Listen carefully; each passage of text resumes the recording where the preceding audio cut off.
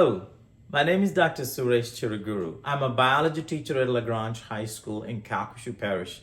For the past 23 years, I consider teaching is my calling, and I'm so passionate about providing equitable instruction to all my students and empower them by removing every barrier that prevents them from being excellent. I teach mostly 10th graders. So the students you see in this video are my 10th grade biology students. And there are two skill-based objectives in this lesson that are in connection with the unit that I'm teaching now. The name of the unit is the Organization of Matter and Energy. The objectives are the students will be able to obtain information about zombie fires, to identify the potential cause and effect relationships that lead to changes in the biosphere and atmosphere. And the second objective is ask questions to clarify how the flow of energy and matter in the atmosphere and the biosphere allows zombie fires to burn, including the role of humans. Just to let you know what happened before this lesson, I introduced a new phenomenon called Arctic fires or zombie fires.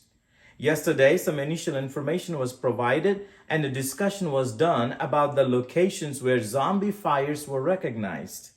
Today, they will be collaborating in their groups to obtain some more information in the form of noticings and wonderings from different dimensions, such as species, kinds of organisms that live around the Arctic fires. And the second dimension is the types of relationships in the nature. And the third dimension is the place, lands, and water. And the fourth dimension is like a relevant data. And the fifth dimension is ethical deliberation and decision making. And tomorrow, students will go back to their noticings to look for any cause and or effect of zombie fires. Students will use two different color sticky notes to write their causes and effects to post on the poster board for the class to continue their further discussion. Now, this lesson connects to the overall goals from Louisiana State Science Standards. Regarding the students you see in this video, 57% of my students are at some form of academic risk and they need a lot of instructional support. Therefore, I strategically placed students in their groups, which I call clusters and actually tutorial clusters, where students complement each other for their learning needs. All right, so good morning, everybody. Again, we're going to continue the lesson we started yesterday. It's all about Arctic fires. You remember Arctic fires we started to look at? Just to give you a recap of what we learned yesterday. And this was the image we just kind of, looked at, and we were trying to notice some things and we're trying to wonder about these fires, right? So before we dive deeper into the lesson today, I'd like to introduce our goals for today's lesson. So there are two goals we have. Number one is obtaining information. We are going to obtain some information. We're going to read a little bit of information about these Arctic fires. And we're going to find out some information about zombie fires to identify potential cause and effect relationships that lead to change in the biosphere and atmosphere. So when we read about this, I'm going to give you an article. You're going to read about it. So I want you to gather some information, especially about what causes these fires and what are the effects of these fires. You got it? So these are the things I want you to keep in mind. We need to gather some information about that. And the second objective for today is we're going to ask questions. That's what we call wonderings, right? So I wonder about why these fires are caused just next to the fires we had last year, right? So just kind of, I wonder about what makes these fires go so long. This type of questions, okay? So we're going to ask questions to clarify how the flow of energy and matter in the atmosphere and the biosphere allows zombie fires to burn, including the role of humans. So what do we have to do with these fires? Is there anything that we contribute to it, or maybe we are affected by this and we're going to learn? So we don't know yet all these details, right? So we're going to know more about it. So we're going to start from obtaining information. You're all good? Any questions so far? right? What do you think about zombie fires? When we read this term zombie fire and the objective, what do you think about it? What is your initial thoughts about it? Wildfire? Yeah. Relent? Yeah. What are your thoughts on that? Out of control, wild, out of control, right? It's unusual. I mean, we hear about wildfires every now and then, but the zombie fire means something unusual, right?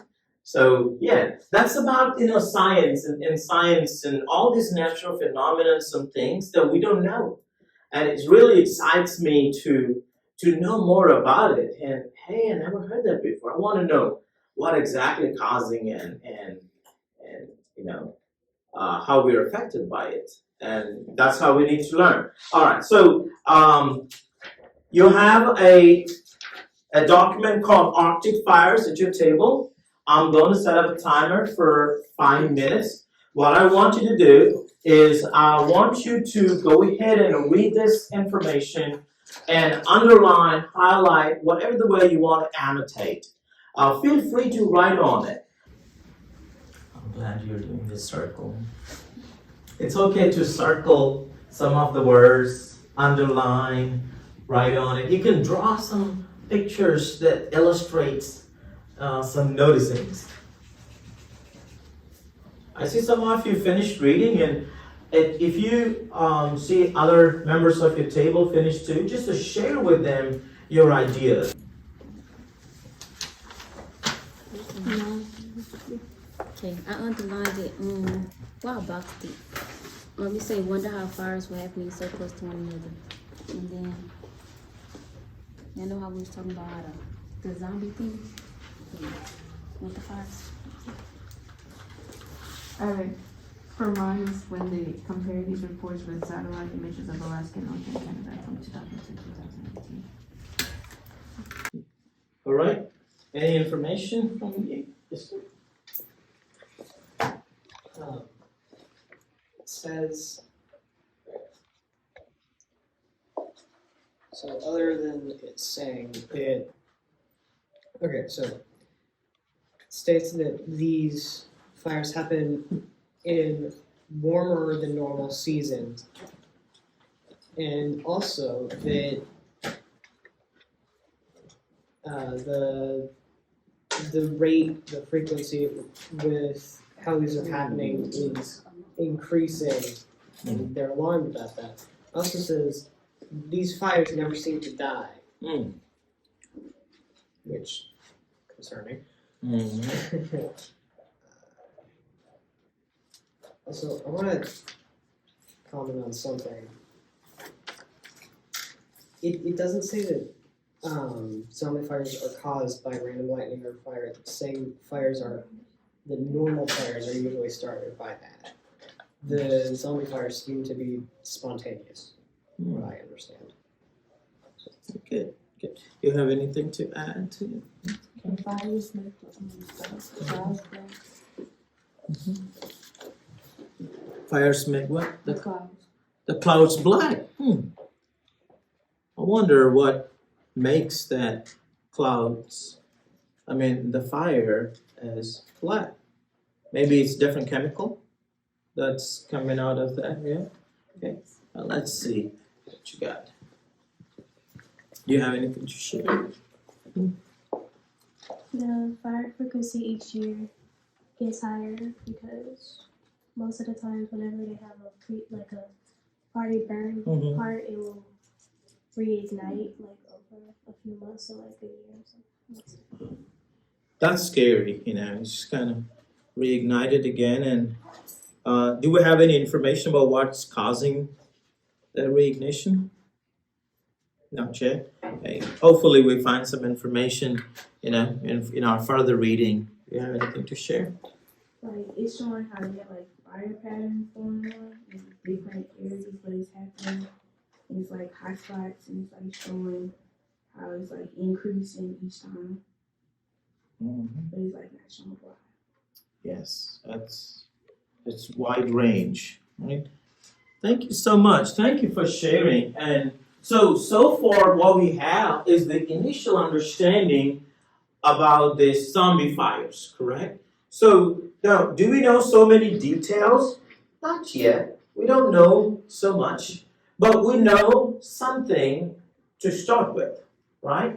So we're going to learn further more into that. So at this point, what I'm going to do is I'm going to give each table, each team a specific aspect to study in these areas where the zombie fires happen. So I want you to just look into only that particular aspect. So you're going to use your iPad right there. You have an iPad. When you turn it on, you have a slide deck right there. It starts with the social and emotional learning. The reason it starts with social and emotional learning slide is because the images that you're going to see, for some people, it's disturbing. Some of you may have very sensitive feelings and you're very sensitive, so it just tells you that it's real people.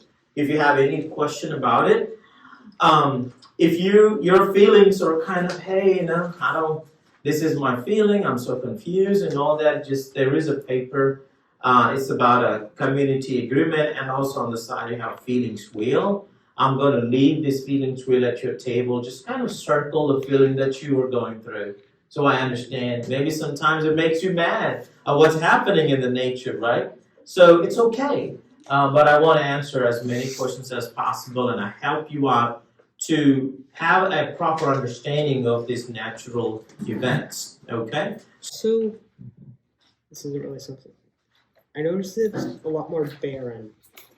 And the only wondering I have is what vegetables are there? Because I don't really understand how there would be many vegetables for things like horses. Mm-hmm.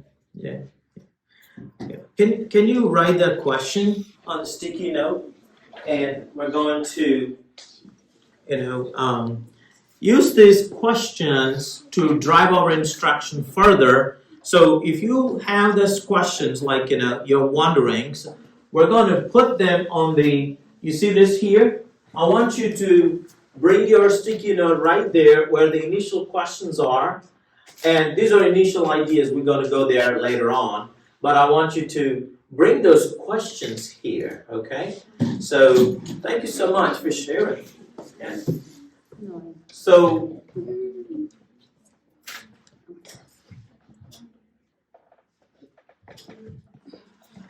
and the next aspect, as I mentioned before, in alignment with the Louisiana Science Standards, I designed 2 performance objectives for this lesson. So during the lesson, you've noticed the students were able to collaborate to study the Arctic Fire Visual Inquiry that provided information from 5 different dimensions connecting both atmosphere and biosphere. So the students were able to observe the images provided to them and record noticings. The students collaborate to write noticings, and sharing their observation provides the evidence for their learning about the first goal. And I strongly believe that the first goal was met. So during the lesson, students recorded their wonderings about the 5 different dimensions they studied. Their wonderings are the initial questions that lead the discussion further. Their questions are the evidence to say that the second objective is met. So when I reflected on the students' performance, I noticed that they were provided 1 iPad per table, and at the table there were 2 or 3 students. And I noticed that was somewhat inconvenience to the students sitting on the other side of the table, and they had to wait until one student finished looking at the image, and then they get a chance to take it. Therefore, the next time I would like to make color prints of the slides and laminate them. I believe this would provide more flexibility to the students to be able to see and share in the group. So that is something I would like to change for the next time. And today they collaborated in their groups to obtain some more information in the form of noticings and wonderings from the different dimensions I provided them. So tomorrow, students will go back to their noticings to look for any cause or effect of zombie fires.